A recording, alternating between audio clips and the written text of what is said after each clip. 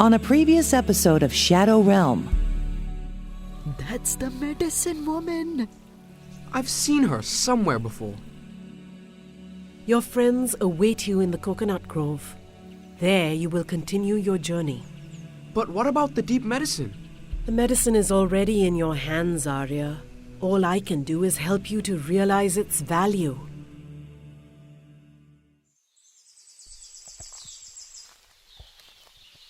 Upon entering the coconut grove, it was clear the backwaters landscape was very different to what I had encountered in the other parts of the wild woods. There were no amla or gulmohar trees, just the odd lone banyan tree standing tall among the coconut palms. Chimpu? Ranga? Raja?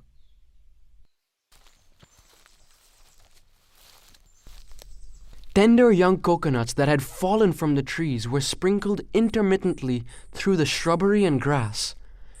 I picked one up and sucked the milk directly through a crack in the shell.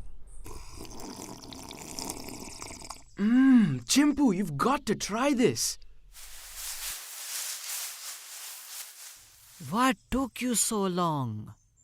It's this enchanted herb garden. I feel like I've been to a million places, all in the span of a single afternoon. What's that you're chewing on? Neem. It's good for my teeth. I need some orange now to change the awful taste in my mouth. Hurry up now. We have a sick Vana to take care of. So help me then. I need to find a non-medicinal plant. What? That doesn't make any sense. It's some sort of riddle. It's what the medicine woman said we needed for deep medicine. Are you going to question her magic? Sorry, you're right. Let's get to it. What's that smell? It's tulsi. Right. A miracle plant. That's Ma's favorite. She would put ours in the alcove in the middle of our family room so that we could keep bugs away during the summer. Look, you can break off the flowers and squeeze the essence onto the tip of your fingers. Whatever, it's clearly medicinal. Keep looking. Okay. Wait a second. What's this? It smells like raw meat. It's ashwagandha. You boil it and eat it, and it gives you takat, the vitality of a horse, just like its name. Oh, yeah. Ma used this too. It also relieves stress. It's supposed to be like the Indian ginseng. I don't know what ginseng is, but this is definitely medicinal. They're all medicinal as far as I can tell. What's happening? We don't have all the time in the world, you know. What's that? I heard something rustle through the leaves. My hands immediately went to my quiver. I pulled out my silver arrow this time and listened carefully. The creature was more light-footed and deft than Balchorni had been. Quiet as a mouse, Ranga waved his arms to get our attention and pointed to a place 6 feet in front of my arrow. A spotted deer with golden skin.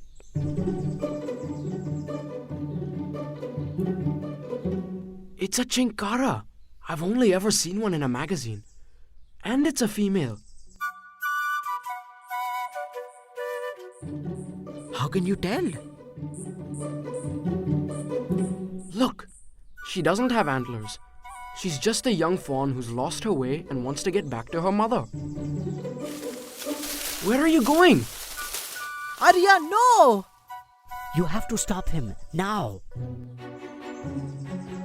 She led us through the wild grass.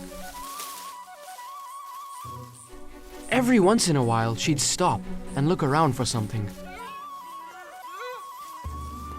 I kept pace with her, and before long, we were well ahead of the Vanas. Then, as if responding to an alarm call, the Chinkara suddenly began to make sharp movements with her head as she quickened her pace. She's more upset now. Maybe she's looking for her mother for a long time.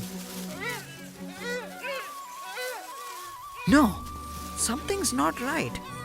She doesn't look like the sort of animal in need of a mother. What are you talking about? Can't you hear? She's terrified. Stop, Arya. We need to get back. What about the healing plant? Later. Wait. Something's the matter with Arya. He's under a spell. Arya, where are you going? This isn't a deer at all. It's a shape-shifting Rakshasa.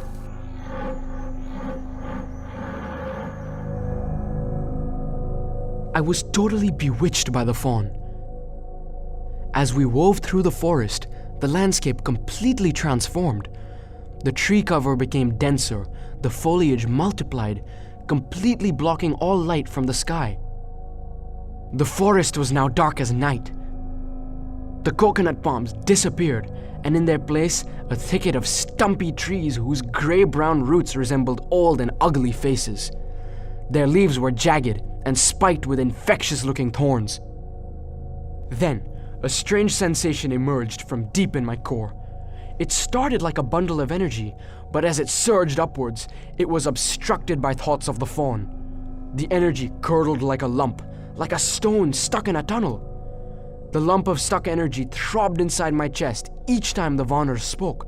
Wake up, Arya! Wake up! Ranga grabbed onto my arm, but my attraction to the Chinkara was so intense, it awoke some dormant physical strength within me, and I easily shook off his grasp. With the power of a thunderbolt, I sped towards the Chinkara. You've got to snap out of it! Snap out of it now! Stop, Arya. You cannot trust the fawn. She is headed to the dark side.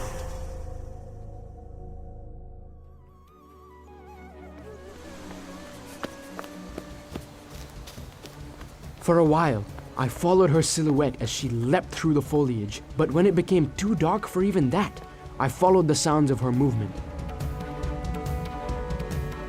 Then, the fawn's silhouette transmuted into that of a menacing ogre with huge talons. Then, it disappeared into thin air. The trance was broken. Ouch! Something sharp pricked my side. I was blindly grappling with thorny vines that had wrapped themselves around my extremities, like the sticky web of a black widow spider. Chimpu! Ranga! Raja! The last thing I could remember was that call, not to follow the fawn because she was headed to the dark side. And that must be where I was now, suffocated by vines. Each time I found a way to free myself, another chain of vines seemed to find its way around me, pulling me tighter than before. My bow and arrow was rendered utterly useless. The lump of energy in my chest had turned cold and hard. It blocked all sensation of the outside world. I thought about Ram, how he too had been lured into the forests by a shape-shifting Rakshasa in the guise of a deer. It suddenly all made sense. Ravan, I get it now. I know why you want to destroy the Ramayana. You don't just want to erase history, you want to destroy the healing powers of the Ramayana so everyone is forced to live in your Rakshas-infested world. A vine strangled my face. It tried to cover my mouth, but I resisted. Well, I've got news for you. The medicine has been in my hands all along. It's up to me to tap into it, and tap into it I will. I closed my eyes to shut out all the evil around me. It was time to tap into my Brahman Shakti.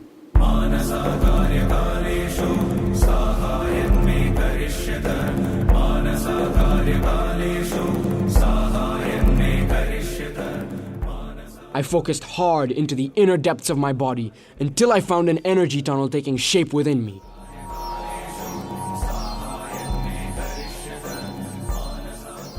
It advanced through my center, through the crown of my head.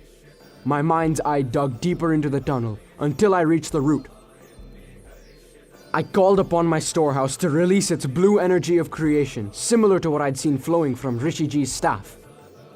The embers of Brahman Shakti responded to my call and coagulated into a potent ball that burst upward through my central tunnel, pushed up the stuck energy in my chest, and erupted it through the crown of my head into a lava flow of brilliant blue energy. It shook the sinister vines and trees right to their core, forcing them to release their hold over me. And then I heard a familiar voice. A path can only be revealed to he who shall seek it. Thank you for listening to Shadow Realm. If you enjoyed today's episode, share it with someone who'd love to journey through the Arya Chronicles. Visit thearyachronicles.com for more information. Be sure to rate and review us wherever you listen to your favorite podcasts. Coming up on Shadow Realm. They were Rakshasas, an entire army of them charging at me with their razor-sharp fangs, like depraved animals set loose after years of captivity. Stay tuned for more.